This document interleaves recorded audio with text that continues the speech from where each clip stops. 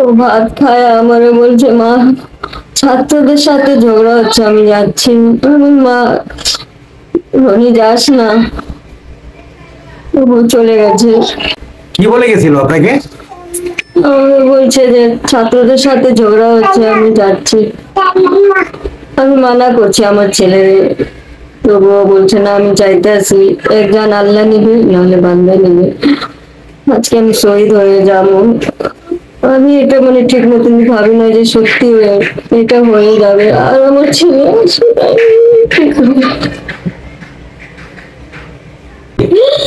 একটা ছেলে একটা মেয়ে, আমার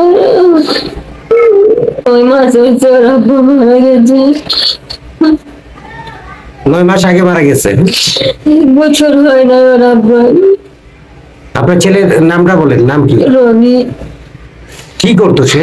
রিক্সা চালাইতো, আমিও বাসা বাড়ি কাজ করতাম, আমার ছেলে করতো, আমরা বাসা একটা ভাড়া নিয়ে আমরা থাকতাম। এই ঘটনাটা কবে ঘটছে? 18 তারিখে রাত্রে খবর শুনছি আমার ছেলে নাই।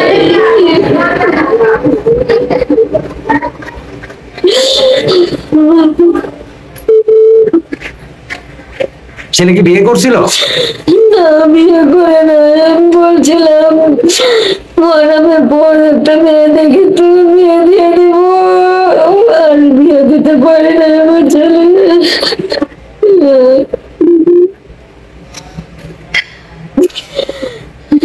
এখন আপনার দাবি কি? আপনি কি চান সরকারের কাছে? সরকার তো পরিবর্তন হয়েছে। বিচার চাই, আমি তার হতে বিচার চাই। মামলা করেছেন? না, এখন তো করি নাই। গুলি লাগছিল কয়টা? হাতে লাগছিল, বুকে লাগছিল, এখানে খাইছে তো। ভাত খাওয়ার পর বলছে, মা ছাত্রদের সাথে ঝগড়া হচ্ছে, আমি যাচ্ছি। আমি বলছি না রনি যাস না। বলছি না, আমি যাব, আমার একজন আল্লাহ নিবে নালে বান্দা নিবে, আমি শহীদ হয়ে যাবো। আমি তো এটা ভাবি না সত্যি আমার ছেলে শহীদ হয়ে যাবে।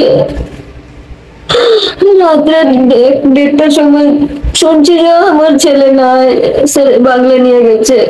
না এমনি মানে 12টা বাজে নাই, ও ভাত খাওয়া বার হয়েছে, আর 1:30টার সময় শুনছি যে আমার ছেলে নাই।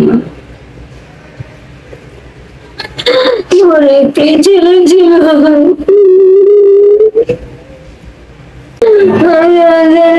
ছেলে আর বাসা আসবে না, আমার ছেলে বাসা আসবে না। আমি এটা বিচার চাই, আমার ছেলে বাঁচে।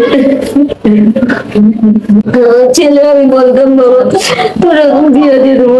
না মা, এখন আমি বিয়ে করবো না, এখন বিয়ে করলে মা তোমার কষ্ট হবে, মা আমি এখন বিয়ে করবো না। দিয়ে আমার সংসার চলতো, আমি আমার ছেলে 2জন থাকতাম, একটা ঘর ভাড়া নিয়েছি, ছোট ঘর ভাড়া নিয়েছিলাম 1500 টাকা দিয়ে, ওই ঘরে আমরা থাকতাম। এখন আমার বড় জালের সাথে থাকি, বড় জালের সাথে।